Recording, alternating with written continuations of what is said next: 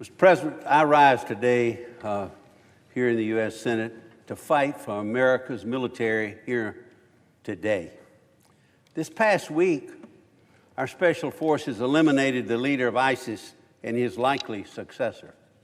Their accomplishments should remind all of us that our brave troops always, Mr. President, carry out their duties no matter what the circumstances.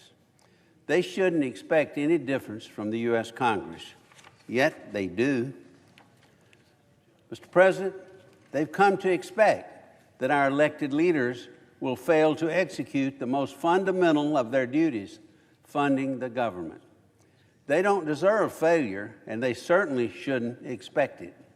They deserve our gratitude. They deserve our unwavering commitment.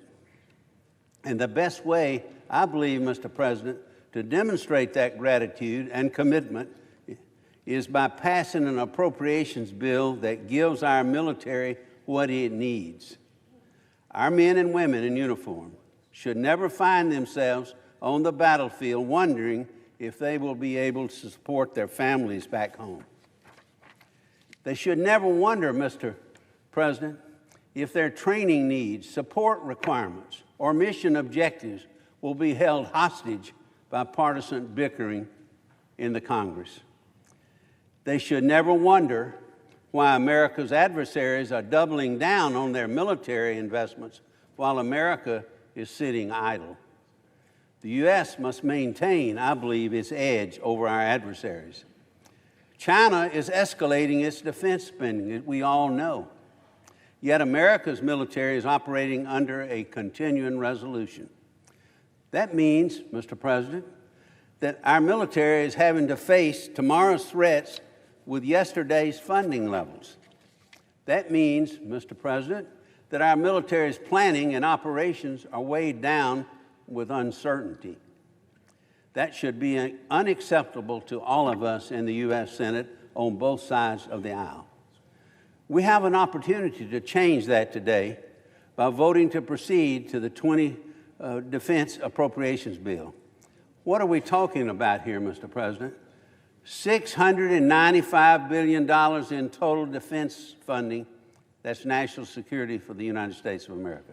That's an increase of about $20 billion over last year's level. This increased funding, among other things, would provide a 3.1% pay increase for our men and women in uniform, the largest in 10 years. And believe me, they need it. It would continue development of the world's most advanced weapons systems, and we will need them. It would increase our investments in hypersonics, 5G technology, artificial intelligence, missile defense, and cybersecurity, and we need that. All of this, I believe, Mr. President, is absolutely essential to maintaining America's strategic advantage over our main adversaries and competitors, China and Russia.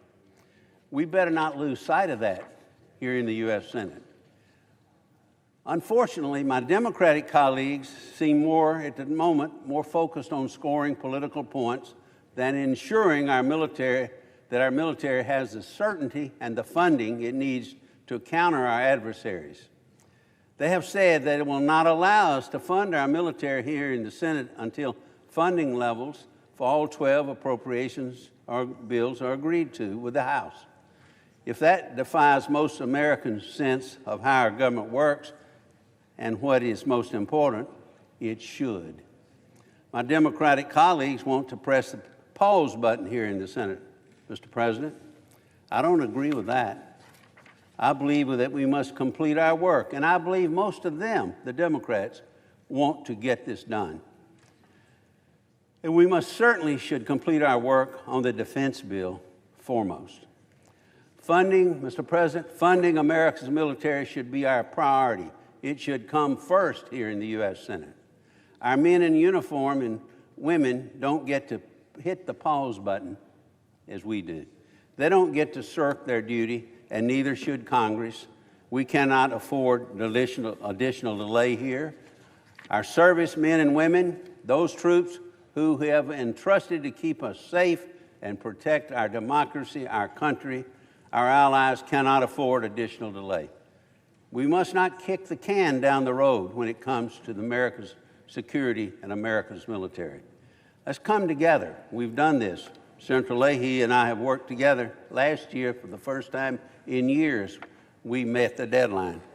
We can do this again. We need the green light here. We need to provide, Mr. President, the resources necessary to maintain the greatest fighting force the world has ever known. We should never be second to anybody else. Let's show our troops that we actually get our work done here, that we actually care about them.